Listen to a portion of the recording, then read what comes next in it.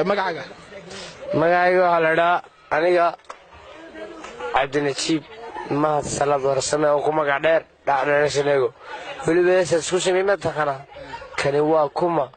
waa dhego tan iyo xarago maxaan derbiyo soo dilaaxiyey aan bado soo jeedhay maxaa kugu kalifay inaad daroogadan isticmaasho daroogadan isticmaalo waxay ugu horeysay cuqdad maxaa markaa cuqdada keenay nafsiyan xafada keentay problem family dhibaato guriga ka jirta waan garsay markaa tabashadu maxay tahay tabashadu maxay tahay waayo dhibaatadu oosa waxay tahay arrinta dandada sayniska dhaxyo heerade ninka ragga geel laba jir soo meel baa la yidhi soo waxaa gartay maade xumaatan laguma wade mar baa laga baxa oo wanaagga la eegaa soo waxaad garatay ma xaafadda anugu aanan waanlayn ayay eraajigeeyeen soo waxaad garatay maade xaafadeeda ama tiifiga iga daawato ama habareeteeda iga daawatee heedhade waxaan u sheegayaa haddaad doonaysaan iska daayo camal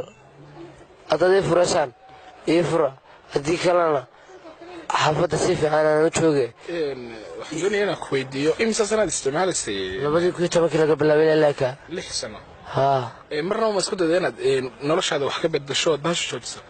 waan isku dayay waa bari dhexdeeda iska daayay waa qurux alla imika wada arkaysa waan gartay markaa laakiin hadda waad isticmaalaysaa muuqatada dhalashaalaale mudabay markaa imika wax aad codsanayso mustaqbalkaaga noloshaada wax ka beddelaysa ma jirtaa waan gartay waan ku tali jiray iminkan iska daaya insha allahu tacaala ilaahayna wuxuu yidhi wataayaha uduni waaciya dhagiyaha la waashuun baa waasa soo aad garatay ma hadda dareenkaaga ka waran noloshaada iminka xaadiis baad tirinaysaa qawaaniinta iyo ma garanaysaa diinta islaamka shuruucda ilaahay baad wax iga sheegaysaa allah kaa shaaf mariye bal dareenkaaga ka waran qabtankii xalay iyo bal qabo dareenkaaga ka waran dareenkayga anugu horta waxaan waxyeelo mooye waxay soo kordhaysa ma jirto laakiin aniga horta sababtaa jacayl way u galiyeen jacayl bal waayahe noga sheeka jacaylkaaga saasuu ii gala jirkaaga kamarada kusoo yara dhawey faham magaceedina waa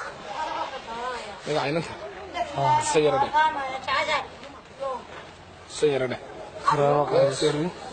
magaca ku qoran magaca ku qoran waan arkaa maxaa ku qoran magaca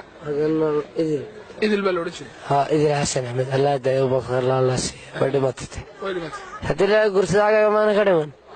waa la qabaa laakiin ereygan sameeyey gararka sameeyey markay iga tagtay geeraarka nala wadaag waxaan ku udhi heesta adoo ku luqaynay ma hees maaha waa geeraar berigan jacaylkeeni tabay ku beertay qalbigayga been berigaad gabadh qoran ahayd burburkii axdigaad abuurtee kawdhadee markaanuu xabata aqoon heedhade ayaa dee ku yar magaciisa ku sheegi maaye heedhade waan ka dhacaya waan ka xidhayaa aan isku xaafad ahayn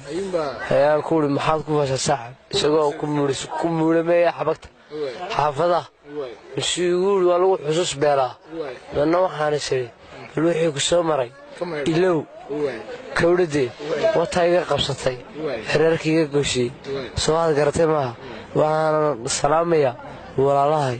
kawdhadee iyana kaan abtiga u hay kawdhadee ayaan leeyahay salaam wacan iyo